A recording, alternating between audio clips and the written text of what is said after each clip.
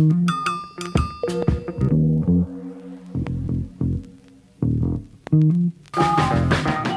spent my whole damn life in the city. I could go for broke, but the capital is in me. I spent my whole damn life in the city. Anywhere I go, DC's coming with me. I spent my whole damn life in the city. I could go for broke, but the capital is in me. I spent my whole damn life in the city. Anywhere I go, DC's coming with me. I spent my whole damn life in the city.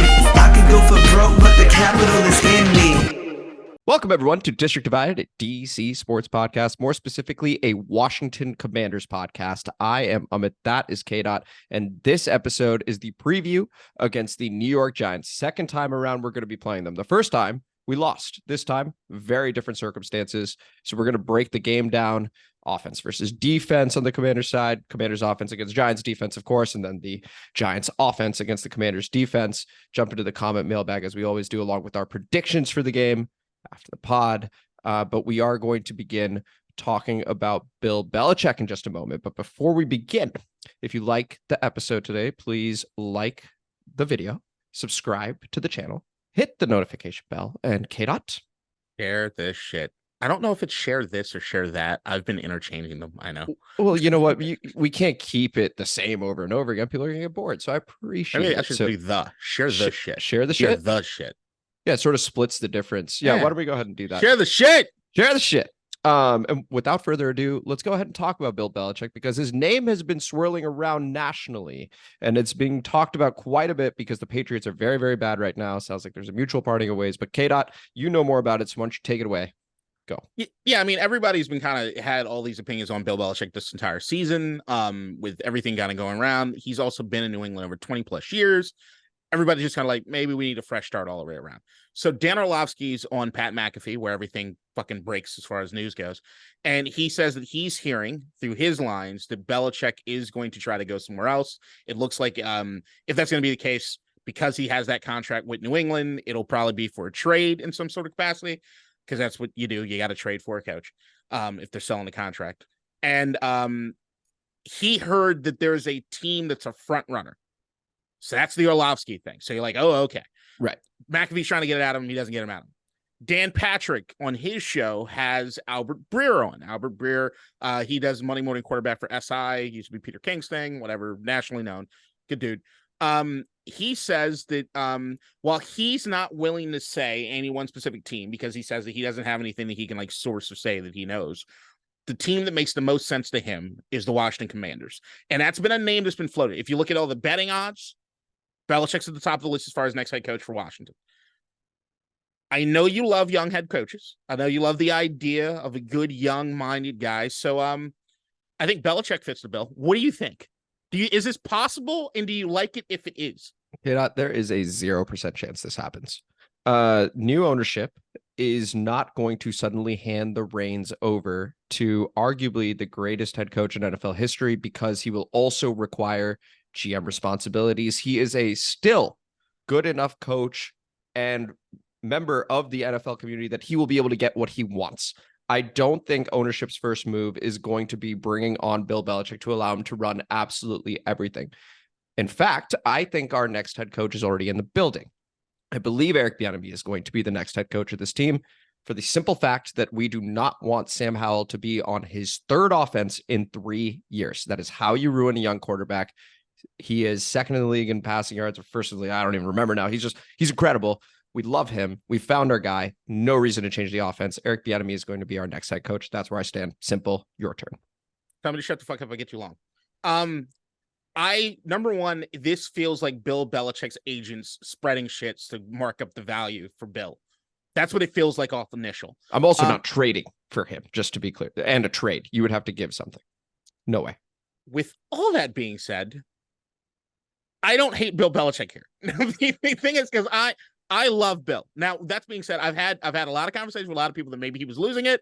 I also think there's part of him that I did hear that he broke up with his girlfriend this year, and he's like a girlfriend he's had for a very long time. So that's in fact impacting him. The coaching staff's just not where it needs to be.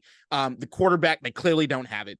So there's a lot of just weird shit happening with Bill, but I still think he's the greatest head coach of all time, arguably the greatest head coach of all time.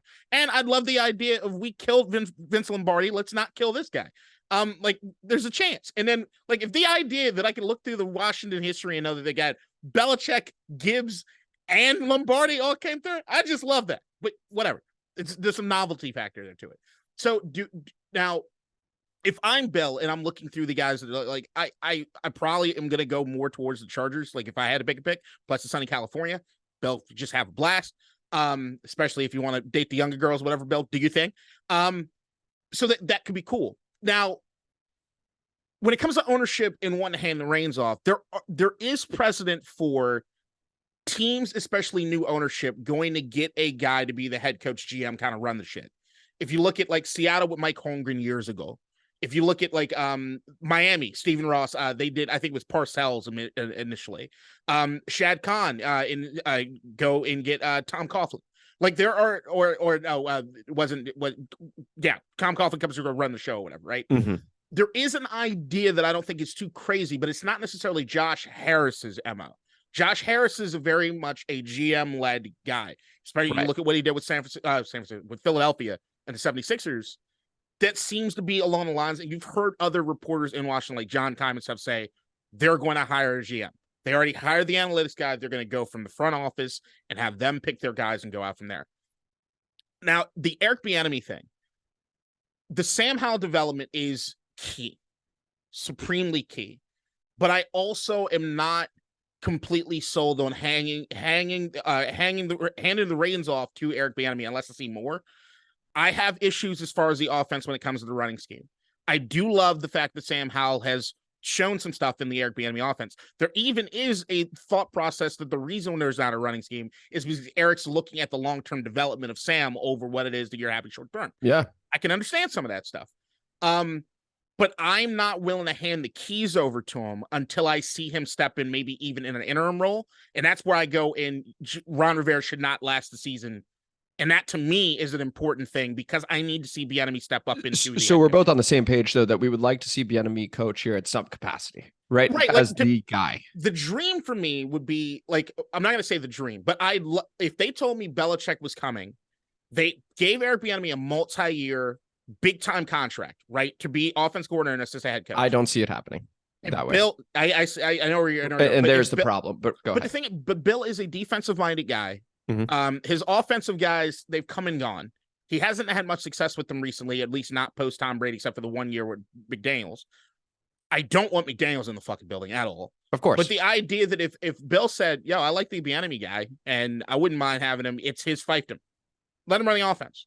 Do your thing. Like, we're gonna preach the Patriot way, but do your thing. If we could keep Bieniemy as an OC, of course it would be awesome. But the reason he came here, why would you move laterally from one place to the other?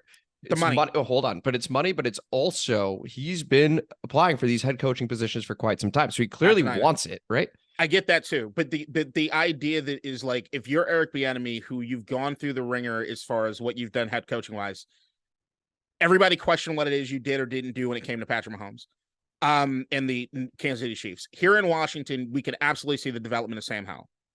No doubt. The offense as a whole has still had issues. Does this make you the most attractive head coach again? I think you put you up there, but if it's between him and Ben Johnson, the offense coordinator in Detroit, mm-hmm. I think most people are still leaning towards Ben Johnson. And he'll go to Chicago because they have those 2 first-round picks. It makes a lot of sense for him to do that. But if you're Bieniemy, you're getting paid a lot more than you got paid in Kansas City to come run this. You got a multi-year contract to do it. And the idea that you're an attractive candidate that could say, I was under Andy Reid and Bill Belichick, I think that's a hell of a thing for your resume. That's all I'm saying. I could sell that. Yeah, I just don't think he's willing to wait anymore. I think he's willing. I think he came here to become a head coach as soon as possible, and he will have the opportunity to do so elsewhere if it's not here. I think he's done enough with Sam Howell that someone will offer it to him this offseason, whether it's the Raiders, whether it's the Chargers, whomever it may be. Other places will open their spots up too. Could be the Bills. I mean, like, they're going through Lord knows what right now with Sean McDermott.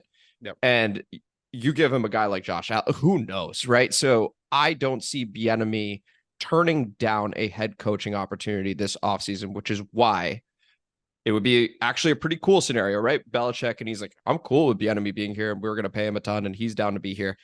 I just don't see Bieniemy staying as an OC next season. So if that's not the case, I want him to stay here as the head coach because I want Sam Howell to continue to be comfortable. I will say this, though. I am not for if the offense, and we'll get into the breakdown as far as this Giants game because that's important. But the idea for me is unless I see him step into a interim role to see what he does as head guy, at least for some period of time, how the guys play for him, he is not number one on my list next year as far as head coach. Yeah, but I also think he's going to be the best possible candidate we have. And so anyway, but that's a deeper conversation. I think this is a very attractive job, though. It's an extremely attractive job. Sure. But the Chicago job is going to be the most attractive. Why? Maybe Buffalo. Because of the draft picks. You can rebuild immediately. Yeah, but there's immediately. You might already have a guy. Anyway, this is a conversation maybe even after the pod. But why don't we go ahead and talk about the Commanders offense? Perfect segue to it because we've been talking about Eric Bieniemy against this Giants defense. Now, K-Dot, in the last 3 games, the Giants have given up the most points in the NFL. Yep. Their last 3 games across the board, all 32 NFL teams, who's the buys, stuff like that. Their last 3 games, they have given up the most in the NFL. Then you look at their overall offense. They scored the least number of points in the NFL. They are now starting Tommy DeVito at quarterback. And as much as I loved him and It's Always Sunny in Philadelphia, I just don't see this working out at the quarterback thing, this whole NFL thing. They suck. That is the reality of the situation. I'm going to go ahead and just give you my bit because it's going to be all yours. This is my analysis. Stop Saquon Barkley. He consistently has good games against us. We rarely bottle him up. That's all you have to do this week, guys. And maybe one Jalen Hyatt deep ball. Like, that's it. Stop Saquon Barkley. End of breakdown. Your turn. Yeah, there's not much more than that. I will say Tommy DeVito, he's a funny dude. He still lives at home with his parents. I told you. Yeah, he's a funny guy. We know. He's funny how. He still lives at home with his parents. Like, his mom still makes his bed. He loves his mom's chicken parm. Dude's just hilarious. Like, I like the dude overall. Just it's an underdog story, and he's in a completely untenable situation. Daniel Jones goes down, Tyrod Taylor goes down. Here you go, bud. No Darren Waller. Trash. Evan Neal may not play. It's so much trash. I mean, but yeah, I mean, that's the thing is if you're the Washington offense, if you're the Washington defense, it's stop Saquon at all costs. If Tommy DeVito beats you, so be it. I'm kind of hoping he does because if Tommy DeVito goes off, how in the fuck do you justify keeping Jack Del Rio here? And that's something I sincerely believe if DeVito goes off, this is the most interesting part of the breakdown. If DeVito goes off, I don't see any way that Del Rio actually has a job on Monday. Like, there is no way. If it doesn't happen, this is my first Josh Harris. You're on my shit list just a little bit. Sure. If like, this team's trash. Now, that being said, this defense is fucking trash. So if there's any game for Tommy DeVito to step out, look, I don't think he's looked absolutely dog shit. Once again, it's a terrible situation. Their offense just looks like crap. But if he goes off like everybody else seems to go off against us, he gets a couple bombs over the fucking, like, I'm not saying he's completely out of the realm of possibility just because I've seen how bad this Washington defense can be. But if you don't stop Saquon and he's gassed you for 5 yards of fucking, and you make Tommy's job that much easier to scramble, do whatever, you could be in a shit. It is legitimately the deep threat is Jalen Hyatt, and it's Saquon in the backfield. That's more or less it. And so I'm just not. I'm saying that I'm not sold on it. It should be this easy to get done. It really should. But this defense also got blown out by Chicago on Thursday night. Right. No, and that's fair. But at least in that that situation, it was like, okay, Justin Fields is on the other side. DJ, like maybe Mom's chicken parm was legit. Maybe that night before, and like, maybe look, we don't know. Tommy DeVito's. What I commented in the last episode where you ran it solo against the Giants, road games on the division are tricky. We are the home team. They are the road team. This is Tommy DeVito. Okay, like. This cannot happen. The end of breakdown. Let's go ahead. One other thing on defense. Sure. Because this is a way that 100% they stay in it. Penalties. If these fuckers do this shit like they did in this last game, looking at you, St. Juice. And you keep these guys in this fuck. If you let them convert third downs without having to convert third down, I will lose my shit. Look out for the penalties. Stop Saquon Barkley. All right, let's go ahead and flip the script. Now let's talk about the... Oh my gosh. Hilarious. I started talking about the Giants offense while talking about the Commanders offense. You did last time, but it was all right. What are we even talking about right now? I'm all over the place. I literally came in here so animated that we're playing against Tommy DeVito that I was just like, this is all I can talk about. All right. One step back. Commanders offense against Giants defense. Giants defense sucks. Oh, that's what I did. I went Giants defense sucks. Giants offense also sucks. Started talking about Giants offense. Giants defense sucks. This is where Eric Bieniemy needs to show that he can run the ball.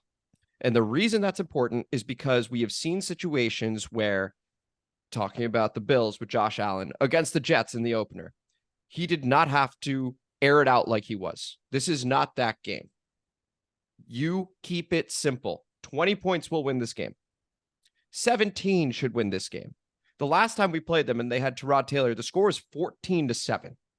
And that was with this horrendous defense that we have. So you need to be able to run the ball, prove that this is a situation where you can have balance. You don't need Sam to go crazy. And for Sam Howell specifically, it is important that he takes care of the football. He's done a decent job of that more recently, but yeah, there you go. That's what I wanted to say on this side of things. Kate, go ahead. Nicely done. I took a step back sometimes. You got to see the big picture, right? Yeah, I guess so. This Giants defense sucks. It also held us to 7 points last time that we played. And at the end of the day, the last win that they have was against us. So look, talk about Tyrod Taylor all you want to. They kept this offense to 7 points. Now, going back to what it is we were talking about with Eric Bieniemy, this week, above all weeks, is the week that you need to have the fucking running game. Now, I told you that I think from a schematic standpoint, they have done a shit job at running. I think that usually anytime they see success is when they go to certain things that they don't necessarily do because no one's really expecting it. I don't think they practice it enough. I think that the moment that we get a negative, no gain or negative yards, Bieniemy is like, fuck it, I don't want to do that anymore. Like, I really legit think that, like, if you look at that Seattle game, we abandoned it until when I went back and I was looking at the shotgun or whatever, and it was right. The second half, it's like, we should run again. Like, we had 4 straight runs that one drive, and it opened everything up. Right. But I don't think there has been nothing that has shown me this season at all that he is committed to running. I know that you've posited that it's the short passing game. If you don't run the ball here in this particular situation, you have to run it this week. This has to be the week that you establish it as something. This is the week to do it. They sacked Sam Howell 6 times last time around. Sam's gotten better as far as the offense has been working a lot better as far as the spread and for getting the ball out quickly. So this will be a new look for New York. We had some success in the second half in New York as far as moving the ball because we kind of get away from stuff and the offense started looking like it does right now. But if I do believe if you get entirely too one-dimensional and you got guys as talented as like Kayvon Thibodeau's still there, right? Yeah. Those guys can wreck games, and they're dudes that can cause turnovers and can change the entire outcome of something. You need to have the balanced attack. And this is a team that if you're looking at running against, they gave up 168 yards there last week to Dallas in that fucking blowout. They gave up 125 to Vegas. We have talented running backs. And Josh Jacobs has struggled this season. So they got 125 yards. But that was the first Antonio Pierce game, right? Yeah, no, I mean, don't get me wrong. The Raiders have been rejuvenated. Like, I get that. But he struggled. Yes, he's struggled. This is very much, like you said, talented running backs. Now, Antonio Gibson may not play. We're going to see. He's not practiced the last couple of days with a toe injury. We'll see what his status is today. Actually, just looked at this. Go ahead. There are only 2 games in which New York has not given up 100 yards on the ground. It was us, obviously, and it was the Jets. Right? Yeah. Every other game, they gave up at least 120. And in the case of the Jets, they knew to just key in on Breece Hall and make Zach Wilson beat them. So this isn't a situation where they're like, we need to key in on Brian Robinson to make Sam Howell beat us. Like, that is not the way that they will be approaching this game. No, if we do not successfully run the ball, it is Eric Bieniemy's game plan. I agree. Well, we basically already did the other side of the ball, as it turns out, by accident, when I just got on the rant the moment I thought about the Giants offense. So why don't we go ahead, jump over to the predictions, then we'll get to the comment mailbag, as we always do. Thanks for going along with the ride, guys. So for this game, the Commanders 9.5-point favorites. 9.5-point favorites. The over-under is 37. K-Dot, as always, I need a score. I need a winner. And I need a player of the game. 2017 Washington. It's closer than it has any reason being. I will lose my mind if it's that as close. You should. Look, should we clear this point total? Yes. Should we cover? Absolutely. But you're talking about me and a Washington team whose defense I don't trust worth a fucking lick so far. And I've got reason to be. If this is their get right game, it's a great one to do it. Oof. Kid, I'm looking at all the different matchups this weekend. The only other one that I think is no, there are none. Cowboys go to Carolina. San Francisco hosts Tampa Bay. I think there is no safer bet than Commanders money line. Like, this is a, you know what? I'm wearing them now because I'm guaranteeing a victory. We win 28-13. Like, this should be comfortable. And maybe the Giants score a touchdown at the end. It's 28-6. And then they end up scoring at the end. This is how confident I am that this team should take care of business. Should. We're just doing a lot of fucking work for you. Oh, it is doing all. Let me ask you this question. I want to pause. Not even our coaching staff can screw this up. 28-13 Commanders. I'm rocking the shades right now. This is for you and anyone in our comment section. When is the last time Washington should have won a game by a lot and we did it? It was Chicago. I recognize that, and we did it. No, I'm not saying. No, I'm just saying. When has it gone our way? Ever. I'm saying, look back, go years. Give me a moment that you remember. RG 3 years. And which after the bye game that we know that after the bye, we felt good. I want to say it was against the Eagles, and he was near perfect. So we expected. We expected. Did. Yes. Fuck out of here. Fuck you. It's true, but you're right. 10 years ago, it's been a decade, and I'm not agreeing with you.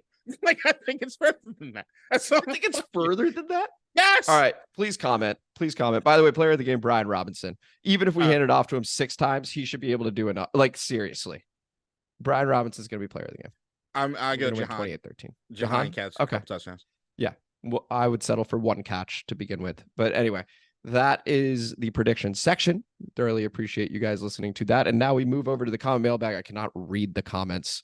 Sorry, guys. If you did that shit and we fucking lose, I am gonna attack you on this guy. I'm the problem. I'm the problem for believing in. Yeah. Okay. Yeah. That's me. That's my issue. It's not Rivera. It's not Del Rio. We cannot. Anyway, I might have to ask Jack Del Rio to come co-host this with you. Should be easy to get a hold of if we do lose. All right. Why don't we go ahead and get to this here comment mailbag, where we have, how many comments do we have? I believe we have 4. Oh, right, because we have one from the Commanders at New England Patriots preview, which is an interesting place to put it, but want to quickly read that first. This is the Hawk TV. Appreciate the comment here. Salutations, gents. Hope all is well. On this Sunday, this is in reference to you know what's weird? This is the New England Patriots preview episode, but he's talking about the Seattle game. Okay.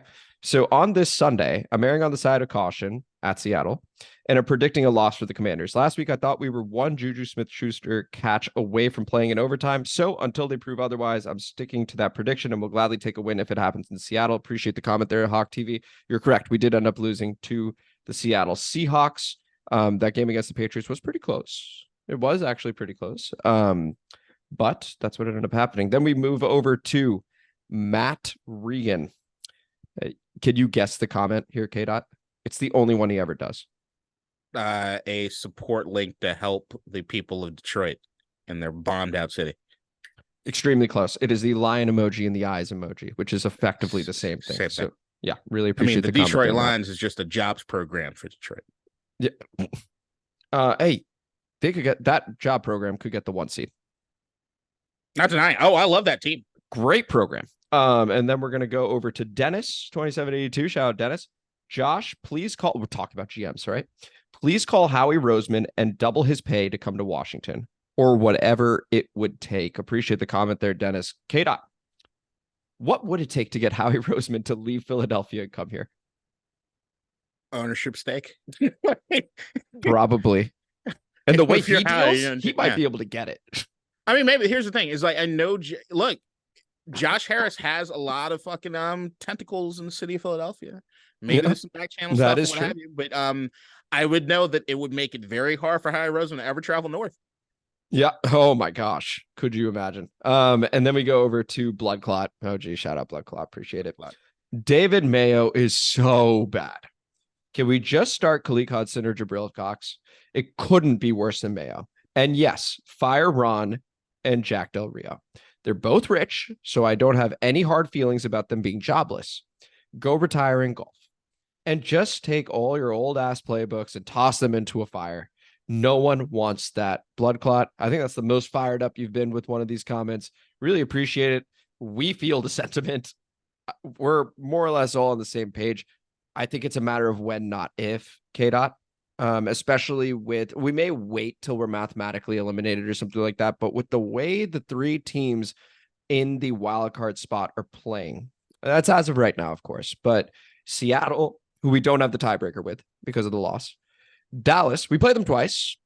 Who knows? You know, you throw out the records, the logic and stuff like that when it comes to division, especially Dallas, Washington. And then there's, of course, Minnesota, who are currently the league's hottest team and have not missed a beat with Josh Dobbs. We could wait till we're mathematically eliminated, but K-Dot, I do expect that head coaching change to occur and defensive coordinator change to occur. I want the head coaching change to happen right after we play the Miami Dolphins. I've stuck with that pretty much the entire season. Jack Del Rio should be fired yesterday. We are in agreement. This was the show. This is District Divided, DC Sports Podcast, more specifically a Washington Commanders podcast. Thank you guys so much for listening. If you enjoyed today's episode, please like the video, subscribe to the channel, hit the notification bell, comment as you always do. And K-Dot, I was thinking about the share this shit. It sounds too categorical. I don't like it. Don't love it. Share this shit. I'm just gonna change it. Share this shit. Yeah, that's the thing. It'll be a little game. You guys can guess where I'm gonna go with it. Oh, There. okay. Yeah. No, I like that. Yeah. Well, we thoroughly appreciate you guys. Thanks for listening. And again, please comment because I'm guaranteeing a victory. I see no way in which we lose this game. Even if Sam got hurt, knock on wood. We pray that never happens. But Jacoby could do that. Like, this game cannot be lost after the pod begins right now. I don't think Jacoby could do that. Really? We're running the ball at like an 80-20 ratio. Do you think Eric would continue doing that if Jacoby came in? I don't think he believes in the run game. He is a former running back. Who doesn't run the fucking ball? Like, what are we talking about? He just doesn't do it. Like, look, dude, I'm just saying. I've told you why he does it.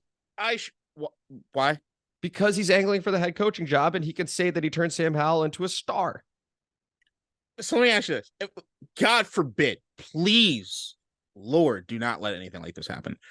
If Sam Howell goes down and Jacoby comes in the game and we keep the same ratio, if Jacoby's because Jacoby doesn't I know have where the you're going with carelessness this. of saying, if he fucking we get blown, just nothing works on offense, right? We just doors get fucking blown off the offense. Yeah. Eric Bieniemy head coach? No, then. Oof. Or do you say, holy shit, Sam, Which is lucky you're still alive, bud. Like, No, you know what? Then I guess you were lucky you're still alive. No, then I think there's a very serious consideration, excuse me, to not make Eric Bieniemy the head coach, because then you go, oh, you can't do this with just anybody, which would be his argument, right? That up until that point, he could do it with anybody. Sam Howell, 5th round pick, undersized. Like, I made him what he is now, right? This is just the first year in the offense. Look at him. But then if Jacoby comes in and he sucks, well, then you go, okay, well, let's look at our guy. I'm not sure Eric can fix our guy. Like, maybe Sam's just good. So I think it changes. Now, if he lights it up with Jacoby as well, he's going to continue this 80-20 thing. That's going to be who he is. And someone's going to love it, because they're literally going to be like, oh, with Eric, you can just plug in any QB. He just makes them good. I have no idea what. You don't think there's a single owner out there or GM that's willing to do that? Yeah, exactly. It'll happen. So I love Eric Bieniemy's vibe. I am actively rooting for him. Yeah. I don't want to see Sam Howell have to learn a new offense. Neither do I. I need him to fix the run. I am not sold on him as a head coach or an offensive coordinator, if I'm being completely honest. Do you think it's scheme? Do you think it's offensive line? Do you think it's what do you think it is? I think it's probably a combo of both, right? It's predictability. Okay, that's scheme. And it's lack of desire to do so. Like, it's, to me, it's the aspect of, if you're going to do it, you don't want to. And if you're going to do it and you don't get positive results, you abandon it immediately. That's not how you do that. Like, you have to work at running the ball. And then even if we're talking about working at running the ball, you also have to be, that's the thing where it's like a catch-22.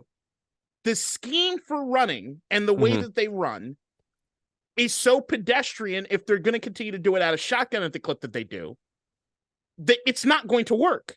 And if it doesn't work and he doesn't see the success in it, then he's not going to do it anymore. And it's particularly frustrating because Brian Robinson's a good back. We have 2 good backs. Yeah.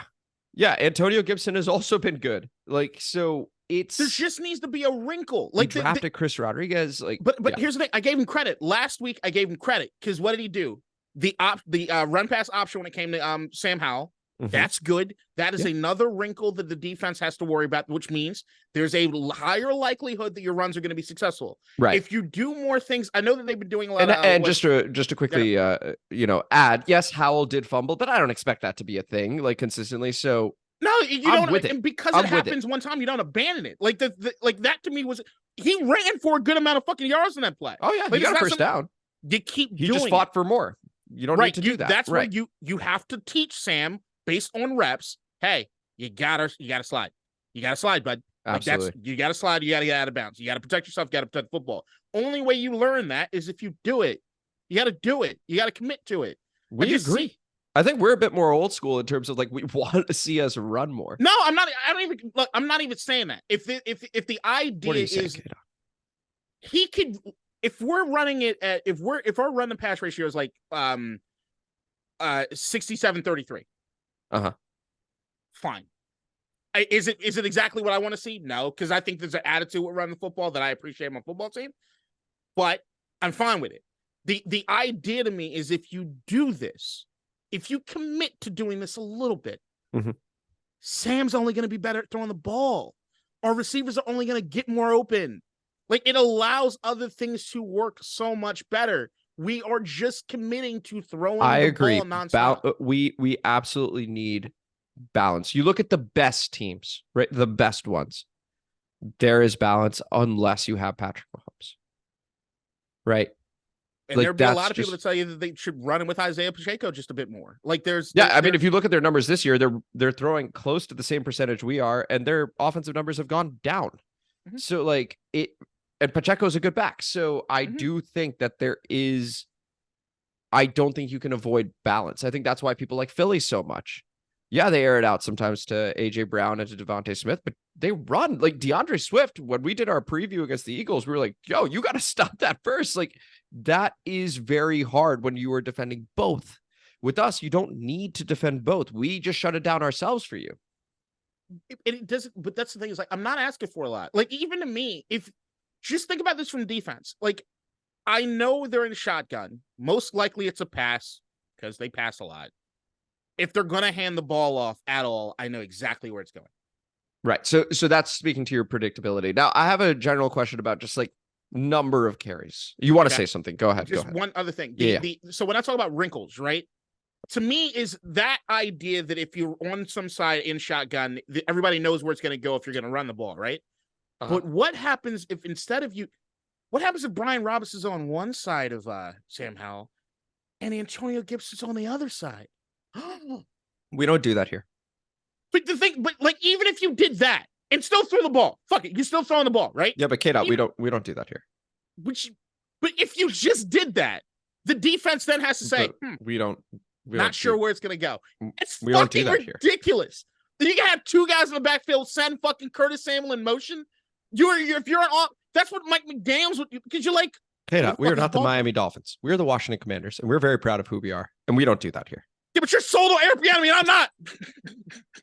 I just not the sole reason. The main reason is that I've seen Sam Howell do well in this offense. I don't want to potentially ruin him by giving him yet another offense. I agree with that. That is the main reason. Yeah. All right, you were going to ask a question about the carry. I was going to ask you a question. Yeah. So if we did Brian Robinson, like thinking about total carries per week, right? Brian Robinson gets about 12. Antonio Gibson gets 5. You feel good with those totals? I tell you, I don't really care about the totals. Like, that's fine by me. I just want to see different shit. Like, but we don't do that here. I'm sorry. I'm gonna. No, you're right. I'm gonna stop. No, you fucking needler, you. Well, you got me saying it. We don't do that here. It's kind of fun to say. It is. Sorry, we don't do that. We don't do that here. No. Would I love to see that? Yes. What I would love to see Brian Robinson at 15 carries a game. I'd love to see Brian Robinson, depending on the opponent, get 20 plus carries a game. Like, I just want that to happen. I want variety. It's the spice of life. It is the spice of life. Antonio Gibson getting more and I want to see them catching the ball at backfield. I care more about touches for the running backs, right? But to me, it's just looks. It's just the look. Just keep the defense honest. Like right now, the defense doesn't have to be honest. Do you think the offense as a whole is predictable, including the passing game? No, but I think that has a lot more to do with Sam Howell than anybody else. And the reason I give you for Sam Howell is his ball distribution. I don't think that's built in. I think that's him scanning a defense. Okay. I think that's more a testament to Sam Howell being good. There are so many times where Sam Howell, like even in that game, the touchdown pass to Diami. Jesus Christ, was that a hell of a pass, right? What a throw, man. He probably shouldn't have made that throw, but he had the confidence in it. But he's that dude. I'm not That's denying the thing. Not denying it. But and it worked, right? But like there were other options, and usually you see Sam will be like, I'll throw it here. His distribution of how many times do we end the game? It's like 9 guys got a catch. Like it's more. I think that, don't you think that would be Bieniemy being like, hey, we distribute it? I think the Eric Bieniemy, of course, it's his scheme, right? So if a guy gets open, that's either individual winning one-on-one, which I don't think happens a whole lot in this offense, is where it needs to. That actually is a bit of a criticism. I don't know enough to know whether or not I can blame Eric or I don't want to blame Terry McLaurin or Jahan Dotson for not getting more open. That feels wrong to me. So like but the idea is like, it's the same. I think that there's a lot of, they have the Kansas City offense just here. And if that's the case, you're just seeing just ball distribution or Sam Howell just not giving a fuck. Fair enough. He's just that confident in it. So I'm not sure, but the only thing that's glaring to me, not being I'm not a football coach, but just watching, is how weird the running game is and how they're so predictable when it comes to run. Those 4 runs in a row came out of under center, and they were outside zone runs, and it's like, why don't we do that more? We did it 4 times in a row, and guess what? Don't going back to that again. Oh man, and it was so beautiful, and I felt connected to the offense. I was like, yes, this is like, you could feel the balance. Man, that was a beautiful drive. To me, there's also, when it comes to offensive line development, to me, usually to me means you're running the ball too, because there's an attitude. Like I agree. There is a mindset to it, and there is a confidence that comes from being able to run the ball, which helps with pass pro. It's all connected. But it also brings up something I said earlier, which I know this has been a narrative I've seen more recently, and maybe it's true, is the reason the offense looks the way it does is Eric's caring more about the long-term development of Sam Howell than he does care about anything else. I would buy that argument as well. And if that is the case, because look, if we're looking at this team overall, and this we've given credit to Ron Rivera in this front office as far as what they did with the Montez Sweat and Trace Young thing, in the sense of they did that for a future that might not include them. Yes. There is an idea that you got to give credit where credit's due, that they're thinking long-term with all the processes that they are doing. That's true. And if that's the case, and that's something that they truly believe in, the multi-year contract that Eric Bieniemy has is, this is what I'm doing. I'm sticking with this. I'm looking at the long-term development of Sam, then cool. But I also say, if that's what you're doing and Sam's job is like, hey, fuck it, we're sticking to this, is you got to learn. I'd also say that it makes, to me, an easier sell that you could potentially get another offense coordinator, another head coach. Fair enough. Because I think that he's learning a lot. Well, I know we're running up against a hard stop now, so I'm going to drop it here just for the moment. But I'm curious, now that, you and we've talked about Attack on Titan. We really enjoyed it. Now, having seen that as well, makes me think, I mean, your TV shows, your movies, stuff like that. What are your top 5 TV shows as we hit winter, where we're going to have a lot of time indoors? We're going to have a lot of time to relax. What are your top 5 TV shows? All time. Oh, in no particular order. In no particular order, only because I know it's a bit of a hard stop, but I'm sort of curious to hear your take. I'm just going to name 5 that I think are worth watching. I The have Wire. to put more thought into it. The Wire, of course. Succession. Thank you. Name my list. Mad Men. Mad Men. Okay, I need to see Mad Men. I'm a huge Mad Men fan. Outside of Mad Men, I'd say The Sopranos, of course. Okay. I probably should have named second if we're going to go in order. Where I'm at, 4. You're at 4. And 5th one, not top 5 of all time, but one that I was late to the party. I just finished. It is just a small mini series. It's not a multi-season thing. Station 11, which is a show that was on HBO. So on Max, stars. Well, I won't give away who the star is. I guess. I mean, okay, Station 11. Just Station 11. We can leave it. Station 11, and I'll throw another thing out there. There's a single episode of one show that's an anthology show, but I do think it's the greatest episode of television of all time. And it's from Black Mirror, and it's an episode called San Junipero. I'd say start with San Junipero of anything that I've just named. It's an hour long. Get it out of the Black way. Mirror. Knock it out. Yeah. And I know for some people, when you hear Black Mirror, you're thinking about all these terrible, dark. Yeah. This is not what. To me, there's no. This is the single greatest episode of television that's ever been created.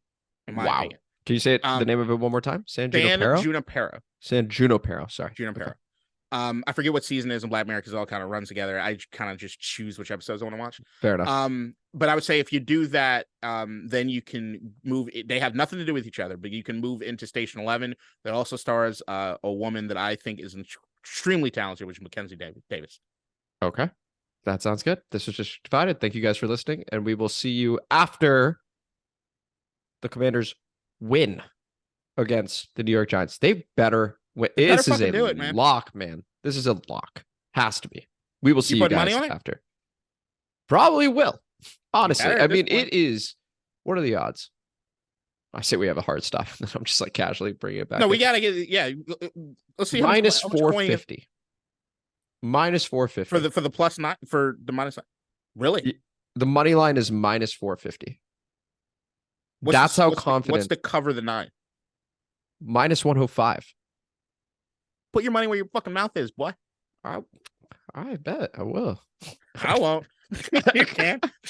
I will. All right. We'll see you guys later. Bye, everybody. I'll either be rich or poor. In DC, we're just hoping that you listen.